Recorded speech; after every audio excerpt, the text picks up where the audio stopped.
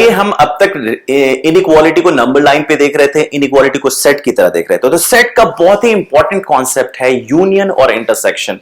आइए हम जानने की कोशिश करते हैं आम भाषा में यूनियन इंटरसेक्शन को क्या कहते हैं और कैसे मैथमेटिकली इसको इंटरप्रेट करना है। जैसा कि पहला एग्जाम्पल मैंने लिख रखा है कि लिखा है x is strictly greater than 2 and x is strictly less than 5।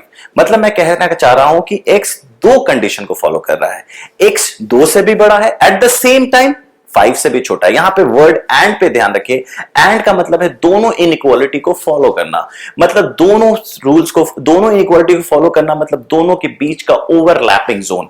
अगर मैं क्या कहते हैं इसे इनइक्वालिटी को सेट फॉर्म में ब्रेक करना चाहूं तो मैं कह सकता हूं x is strictly greater than 2 का मतलब होता है x belongs to 2 to infinity, और x is strictly less than 5 का मतलब होता है x belongs to minus infinity to 5, both are in open bracket। और बीच में and को मैंने inverted u के फॉर्म में किया है, उसे intersection का साइन कहते हैं। अगर मैं इसे नंबर लाइन पे ड्रॉ करूं तो मैंने नंबर लाइन पे दोनों को ड्रॉ करने की, दोनों इनइक्वालिटी को ड्रॉ की है। अगर आप देख सकते हैं x is greater than 2 को मैंने लिख रखा है 2 से इंफिनिट, राइट साइड में सारे नंबर्स को इंक्लूड कर दिया है बट 2 को ओपन रखा है, और x is strictly less than 5 में मैंने 5 को ओपन रख के 5 से लेफ्ट सारे रियल नंबर्स को प्लॉट कर दिया। लेकिन इन दोनों जोन में आप देख सकते हैं ओवरलैपिंग जोन बिल्कुल 2 और 5 के बीच में जितने भी रियल नंबर्स हैं वो हैं, उसके अलावा कोई भी नहीं। तो ये जो ओवरलैपिंग जोन है वो इंटरसेक्शन का साइन होता है। तो the region common to both inequalities is called intersection. आप देख सकते हैं यहां पे मैं कह सकता हूं x is greater than 2 and x is greater than 5। अगर मैं इसको सिंप्लीफाइड में फॉर्म में लिखूं तो मैं इसको लिख सकता हूं x belongs to 2 to 5 open bracket. आइए दूसरा एग्जांपल देखते हैं। दूसरे एग्जांपल में हमने एंड को और से बदल दिया है और इस बार हम कॉन्सेप्ट लाए हैं यूनियन का। आप देख सकते हैं लिखा है x is strictly less than 2 और x is strictly less than greater than 5। अब इसको हम सेट फॉर्म में बदले तो मैं लिख सकता हूं x is strictly less than 2 को मैं लिख सकता हूं x belongs to minus infinity to 2, और x is strictly greater than 5 को मैं लिख सकता हूं 5 to infinity। और मैंने और वर्ड को यूनियन से बदल दिया है, वो जो यू साइन है वो यूनियन का साइन होता है। तो इसमें कौन से यूनियन का मतलब, और का मतलब है कि दोनों में से कोई एक कंडीशन भी फॉलो हो जाए तो सेटिस्फाइड है। तो मतलब अगर मैं कहूं कोई नंबर 2 से छोटा ले लूं तो भी ये बोथ को इस और कंडीशन को सेटिस्फाई करता है।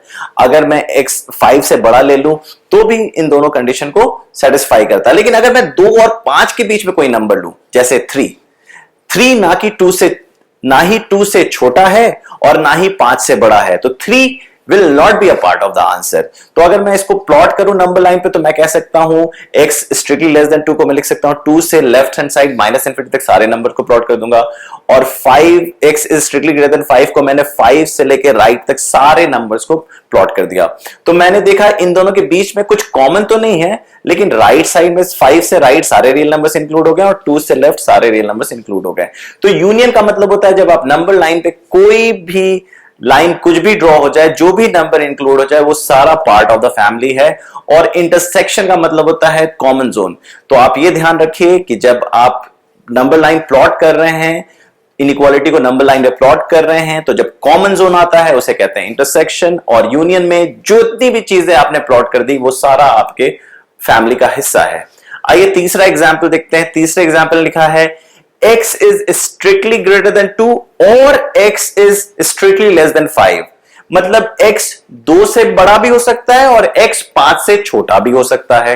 तो ऐसे कितने नंबर्स आप इमेजिन कर सकते हैं जो ये, तो अगर आप गौर से देखो तो आप कोई भी नंबर्स इसमें देखोगे तो ये सेटिस्फाई करेगा। जैसे आप देख सकते हो अगर मैं नंबर लाइन पे देखूं, मैंने x is strictly greater than 2 को लिख दिया है x belongs to 2 to infinity, और x is strictly less than 5 को लिख दिया है minus infinity to 5। सारे ओपन ब्रैकेट है क्योंकि स्ट्रिक्टली इनइक्वालिटीज में चल रहा है, और बीच में यूनियन है। यूनियन अगर मैं इसे नंबर लाइन पे प्लॉट करूं तो x is strictly greater than 2 को मैं 2 से राइट सारे नंबर्स को इंक्लूड कर दूंगा, और x is strictly less than 5 को मैंने 5 से लेफ्ट सारे रियल नंबर्स को इंक्लूड कर दिया। अगर मैं देखूं तो मेरी पेंसिल सारे रियल नंबर्स को इंक्लूड करती है, तो इसका आंसर होगा x belongs to minus infinity to infinity open bracket, या हम ये भी कह सकते हैं x belongs to any real number। इसका मतलब है any real number will satisfy one of the two conditions।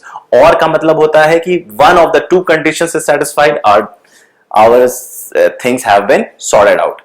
Now आते हैं चौथे एग्जाम्पल में। चौथे एग्जाम्पल फिर से हमने इंटरसेक्शन का एग्जाम्पल उठाया है, लिखा हुआ है x is strictly less than 2 and x is strictly greater than 5। सुनने ही में अजीब लग रहा है कि x 2 से छोटा है और x 5 से बड़ा है, मतलब एट द सेम टाइम कोई नंबर 2 से छोटा भी है और 5 से बड़ा है, ये तो सुनने में ही इम्पॉसिबल लग रहा है। तो आइए इसको हम पहले सेट फॉर्म में लिखना चाहेंगे। तो x is strictly less than 2 का मतलब होता है x बिलोंग्स टू -इंफिनिटी 2, और x is strictly greater than 5 का मतलब होता है x belongs to 5 to infinity, और एंड का मतलब होता है इन्वर्टेड u, हमने उसको इंटरसेक्शन फॉर्म में कन्वर्ट कर दिया है। अगर हम नंबर लाइन पे ले जाएं तो हम नंबर लाइन पे 2 से लेफ्ट सारे रियल नंबर्स को इंक्लूड कर देंगे और x स्ट्रिक्टली ग्रेटर देन 5 को 5 से राइट सारे नंबर को। और आपको पता है इंटरसेक्शन और एंड या इन्वर्टेड u का मतलब होता है कॉमन जोन। आप देख सकते हैं दोनों के बीच में कोई भी कॉमन जोन नहीं है, तो हम कहेंगे कोई भी ऐसा रियल नंबर नहीं है जो इस इनइक्वालिटी को सपोर्ट कर पाएगा। तो हम कहेंगे इसका आंसर 5 है। 5 मतलब होता है एम्प्टी सेट। एम्प्टी सेट का मतलब होता है no element is lying in that set.